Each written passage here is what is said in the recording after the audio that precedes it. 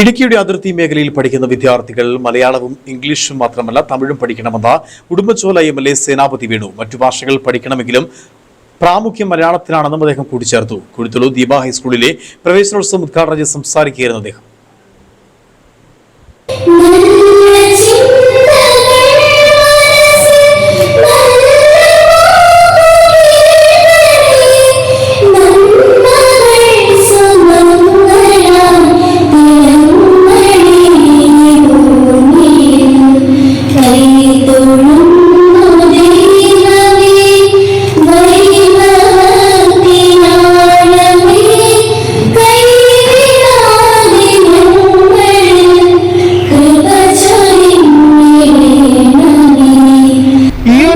സ്കൂളിൽ മുഴുകിയിട്ട് 2 മാസത്തോളമായി.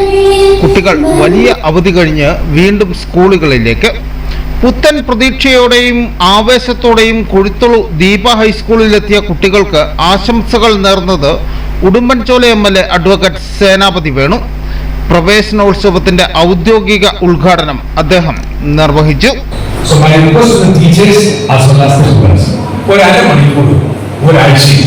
തമിഴ് ഭാഷ അക്ഷരമാത്രം പഠിച്ചാൽ ആകുന്നില്ല. തമിഴ്നാട്ടിൽ വരുന്ന ബസ് വരും, അതിൽ എഴുതിയിട്ടുണ്ടെന്ന് ഒരു തമിഴ് പത്രം കാണും, അതിൽ എഴുതിയിട്ടുണ്ടെന്ന് ഒരു തമിഴ് ഡോക്യുമെന്റ് ആയിരിക്കും ഒരാൾ നമ്മളെ കാണിക്കുന്നു, അതിൽ എഴുതിയിട്ടുണ്ടെന്ന് എന്ന് പഠിക്കാൻ. കാരണം നമ്മൾ തമിഴ്നാടുമായിട്ട് ചേർന്ന് നിൽക്കണം. So we have to learn Tamil course. അതിന് വേണ്ടി പ്രത്യേക 20 വർഷമുണ്ട്.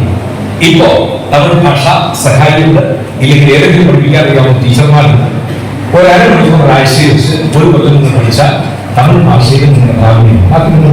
സ്കൂൾ മാനേജർ ഫാദർ തോമസ് കപ്പയങ്കൽ അധ്യക്ഷത വഹിച്ച ചടങ്ങിൽ കരുണാപുരം ഗ്രാമപഞ്ചായത്ത് പ്രസിഡന്റ് വി.എസ്. വിനു വിശിഷ്ടാതിഥിയായി പങ്കെടുത്തു.